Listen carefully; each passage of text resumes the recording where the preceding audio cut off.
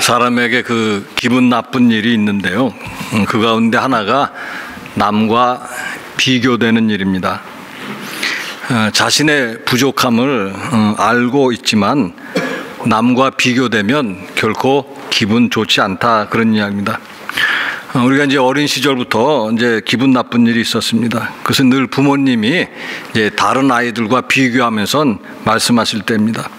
누구네 애는 공부 잘하는데 왜 너는 못하느냐?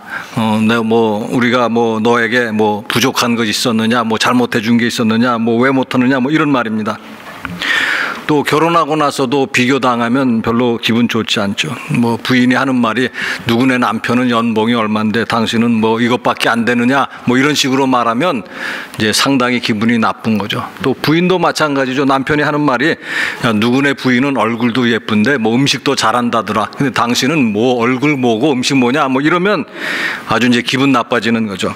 근데 예수님이 오늘 우리에게 상당히 기분 나쁜 말씀을 하셨어요. 예수님이 그리스도인들을 불신자들과 비교하면서 말씀을 하셨습니다. 오늘 46절과 47절 보시면은요. 너희가 너희를 사랑하는 자를 사랑하면 무슨 상이 있으리요? 세리도 이같이 아니하느냐? 또 너희가 너희 형제에게만 무난하면 남보다 더하는 것이 무엇이냐? 이방인들도 이같이 아니하느냐? 예수님이 그리스도인들을 세리들과 비교하면서 말씀하셨고 또 이방인들과 비교하면서 말씀을 하신 것입니다. 여기서 너희가 할 때 너희는 당시 유대인 그리스도인을 가리켜서 하신 말씀입니다.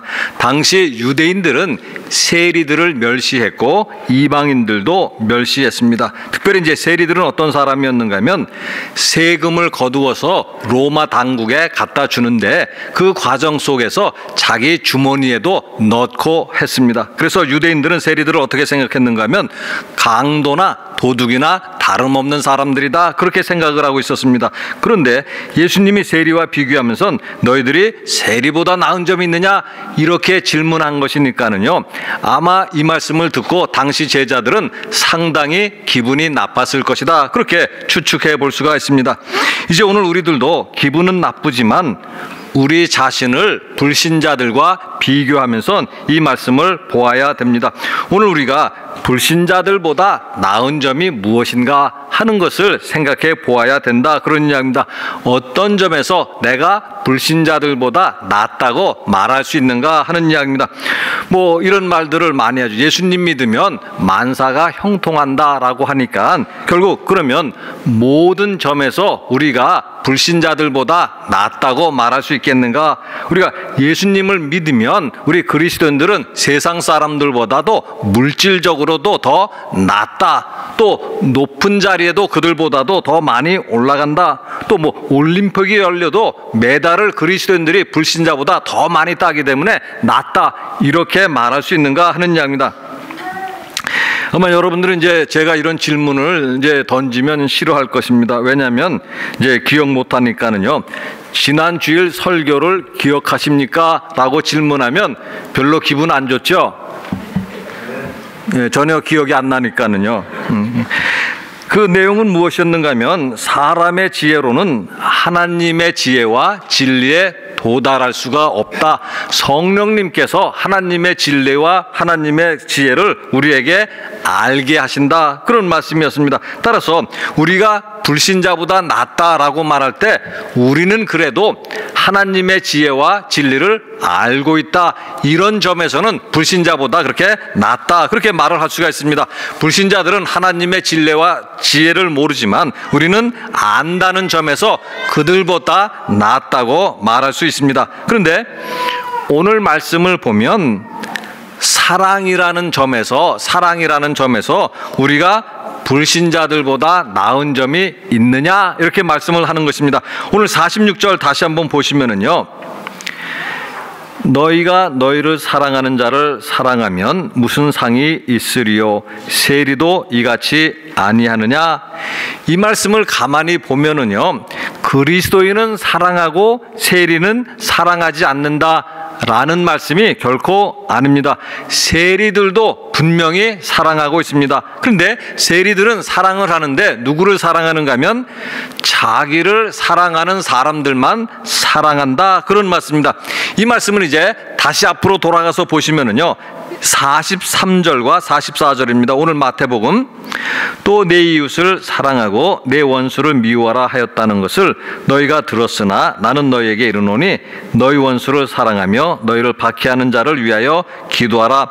세리들은 이 말씀으로 가지고 해석한다면은요, 자기 이웃을 사랑하지만 자기 원수들은 미워한다, 그런 말씀이고, 그러면서 예수님이 제자들에게 하신 말씀이 뭔가 하면 너희 원수를 사랑하라, 그런 말씀입니다.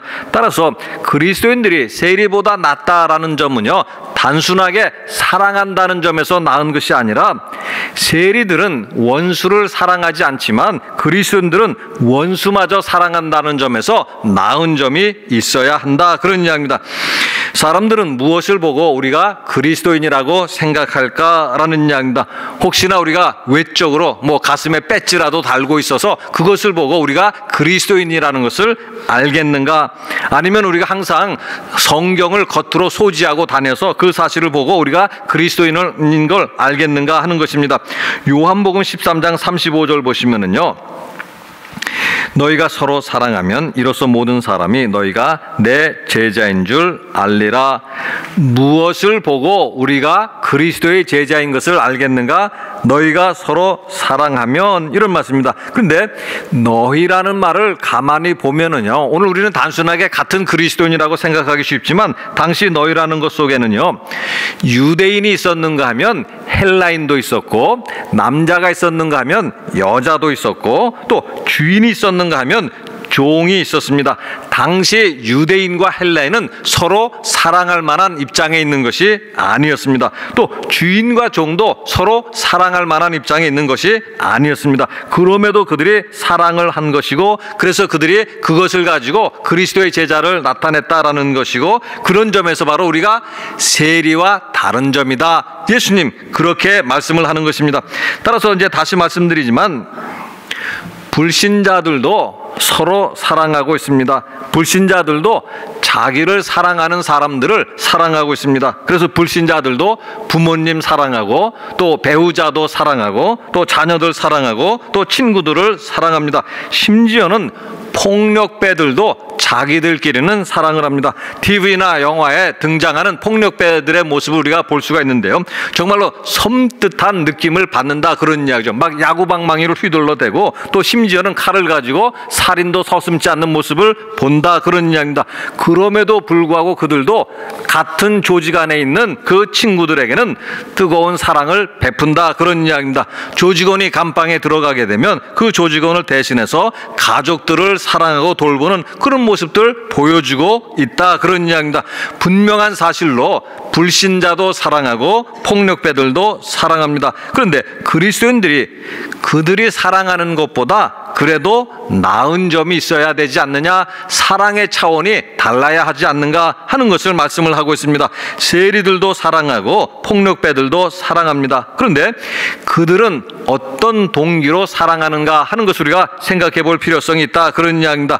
자기를 사랑하는 사람만 사랑한다는 것이 무엇이겠는가 하는 이야기입니다. 따라서 결국 그 사랑이라는 것은 항상 이기적 동기 속에서 사랑하는 것이고, 자기 중심적인 동기 속에서 사랑한다는 것을 말하는 것입니다. 남을 사랑한다고 하지만 결국은 자기를 위해서 남을 사랑하는 것입니다. 자, 남을 사랑한다고 하지만 결국은 자기의 유익을 위해서 사랑하는 것이다, 그런 이야기입니다.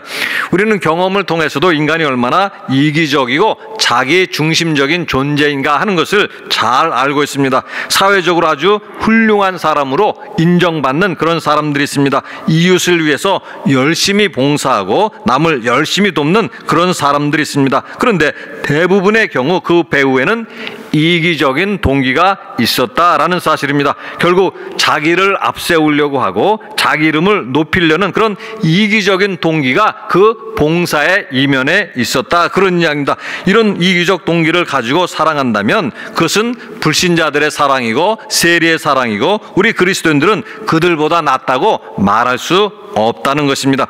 그럼에도 이런 말씀을 들을 때마다 우리는 늘 갈등할 수밖에 없습니다. 왜냐하면 우리 자신을 보면 솔직히 우리가 불신자보다도 못한 것이 아닌가 하는 생각을 가지게 되기 때문입니다. 그래서 늘 자신을 볼 때마다 부끄러운 마음을 금할 수 없다, 그런 이야기입니다. 원수를 사랑하라고 했는데 원수를 사랑하기는커녕 이웃조차도 사랑하지 못하는 것이 우리의 모습입니다. 우리들은 부모님도 사랑하지 못하고 형제들도 사랑하지 못하고 같은 교인들조차도 사랑하지 못하고 있습니다. 그런데 어떻게 원수를 사랑할 수 있겠는가 하는 그런 이야기입니다. 그래서 결국 사랑한다는 것 자체도 믿음이 필요함을 우리에게 말씀을 해주는 것이고요. 그래서 루터가 무슨 말을 했는가 하면 이런 말을 했습니다. 사실 내 이웃을 내 몸과 같이 사랑할 수 있는 사람은 세상에 아무도 없다. 그러나 내 안에서 나는 없어지고 그리스도가 가득 차 있을 때 가능하다. 두 번째 부분을 잘 들어보시기 바랍니다.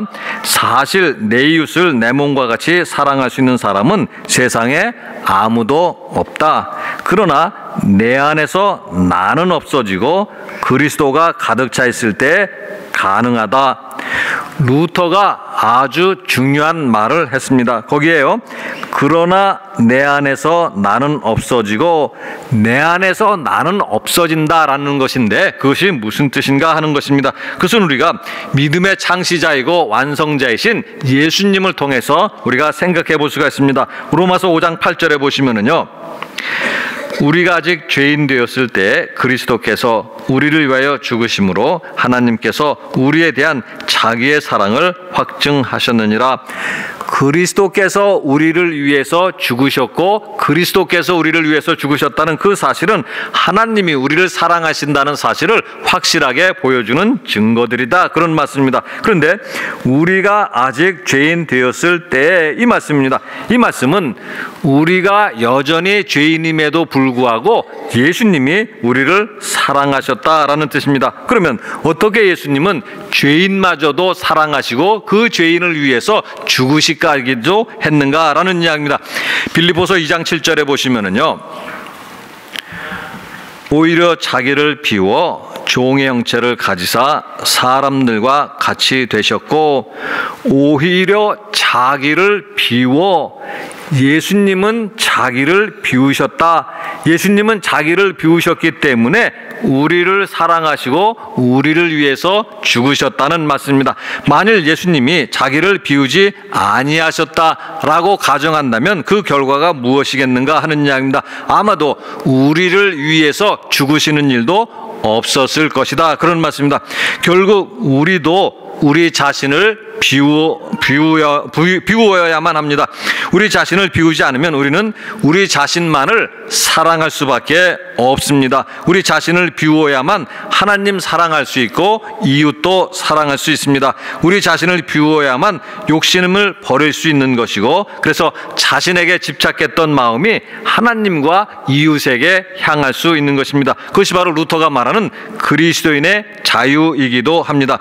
불신자들은 자신에게 집착하기 때문에 하나님과 이웃을 사랑할 수 없습니다. 그러나 그리스도인들은 그 집착에서 자유를 얻었기 때문에 하나님과 이웃을 사랑할 수 있는 것입니다. 다른 말씀으로 드린다고 한다면 결국 옛사람을 버리고 새사람을 입었기 때문에 그리스도인들은 하나님과 이웃을 사랑할 수 있는 것입니다. 우리가 세상의 기준으로 보면 우리는 불신자보다 나은 점이 많지 않습니다. 우리가 인간적인 기준으로 보면 불신자들보다 자랑할 것 별로 없습니다. 그러나 믿음의 힘으로 자기를 비우고 그래서 하나님과 이웃을 사랑한다면 그 점에서 우리는 나은 점이 있어야 한다라는 이야기입니다. 그런 점에서 자랑할 것이 있어야 한다, 그런 말씀입니다. 믿음의 사람은 자기를 비우는 사람입니다. 자기를 비우고 그 자리에 하나님과 이웃을 향한 사랑으로 채우는 사람들이 바로 그리스도인입니다. 진실로 하나님을 믿고 하나님을 아는 사람은 이웃을 사랑하는 사람임을 오늘 말씀 우리에게 가르쳐 주시기 주시고 있습니다. 같이 기도하시겠습니다.